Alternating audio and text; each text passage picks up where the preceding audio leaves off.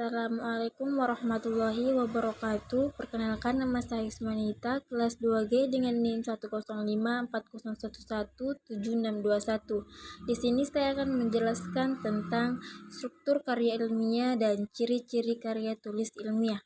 Apa sih itu struktur karya ilmiah dan ciri-ciri karya tulis ilmiah? Pengertian karya ilmiah. Struktur karya ilmiah adalah bagian-bagian yang terdiri dari 3 bagian pokok. Struktur sajian suatu karya tulis ilmiah pada umumnya terdiri dari pendahuluan, inti pokok pembahasan, dan penutup. Namun, menurut buku berjudul Panduan Penulis Ilmiah, ada pula unsur tambahan lain pada struktur tersebut. Struktur karya ilmiah memiliki 3 bagian. Pertama, pendahuluan. Bagian pendahuluan berisikan dasar-dasar penelitian ilmiah dilakukan masalah yang diangkat dan mekanisme penyelesaian masalah itu. Yang kedua, isi dan pembahasan. Bagian isi dan pembahasan ini dapat terdiri dari suatu atau lebih bab. Jumlah bab pada bagian ini bergantung seberapa banyak pembahasan dan pembedaan dari bahan penelitian. Yang ketiga, kesimpulan. Bagian simpulan berisikan simpulan dari hasil analisis pada bagian isi dan pembahasan. Simpulan yang disampaikan pada bagian ini berupa penjelasan singkat dan padat mengenai hasil analisis. Biasanya bagian ini hanya terdiri atas satu bab. Ciri-ciri karya tulis ilmiah. Yang pertama, reproduktif. Artinya, karya ilmiah ditulis oleh peneliti atau penulis harus diterima dan dimaknai oleh pembacanya sesuai dengan makna yang ingin disampaikan. Pembaca harus dapat langsung memahami konten dan karya ilmiah. Yang kedua, tidak ambigu. Ciri ini ada kaitannya dengan reproduktif. Sebuah karya ilmiah harus memberikan pemahaman secara detail dan tidak dikemas dengan bahasa yang tidak membingungkan. Dengan begitu, maksud dari karya ilmiah itu langsung diterima oleh pembacanya. Yang ketiga, tidak emotif. Artinya, karya ilmiah ditulis tidak melibatkan aspek perasaan dari penulisnya. Sebab, karya ilmiah harus memaparkan fakta yang didapatkan dari hasil analisis penelitian, bukan dari perasaan subjektif dari penulisnya. Yang keempat, menggunakan bahasa baku.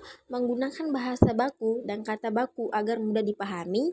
Penggunaan bahasa baku ini meliputi setiap aspek penulisnya, mulai dari penulisan sumber, teori, hingga penulisan simpulan. Ketidakbakuan pada tulisan karya ilmiah hanya membuat pembacaan bingung dan yang ingin disampaikan dalam tulisan tidak dipahami oleh pembaca. Yang kelima, menggunakan kaidah keilmuan. Penulisan karya ilmiah harus menggunakan kaidah keilmuan atau istilah-istilah akademik dari bidang penelitian isi penulis. Hal itu bertujuan untuk menunjukkan bahwa peneliti atau penulisnya memiliki kapabilitas pada bidang kajian yang dibahas dalam karya ilmiah. Penggunaan kaidah atau ilmiah ini juga menjadi takaran seberapa ahli penelitian pada bidang keilmuannya. Yang keenam, bersifat dekoratif. Artinya, penulis karya ilmiah harus menggunakan istilah atau kata yang memiliki satu makna. Rasionalnya artinya penulis harus menonjolkan keruntuhan pikiran yang logis dan kecermatan penelitian. Kedua, hal itu penting karena karya ilmiah harus menyampaikan maksud dari penelitian yang dilakukan oleh penulis tanpa membingungkan.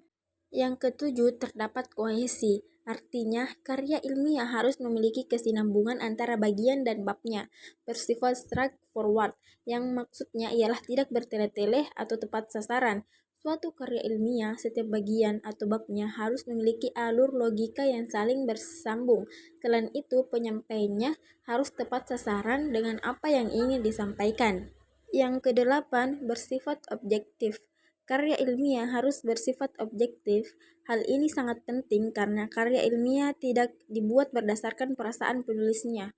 Karya ilmiah harus menunjukkan fakta-fakta dan data-data dari hasil analisisnya, jadi tidak memiliki kecenderungan subjektivitas. Yang kesembilan, menggunakan kalimat efektif.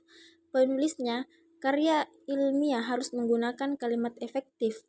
Ciri ini berkaitan dengan sebuah ciri sebelumnya.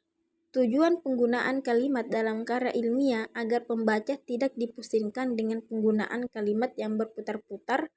Penggunaan kalimat seperti itu hanya membuat pembaca bingung.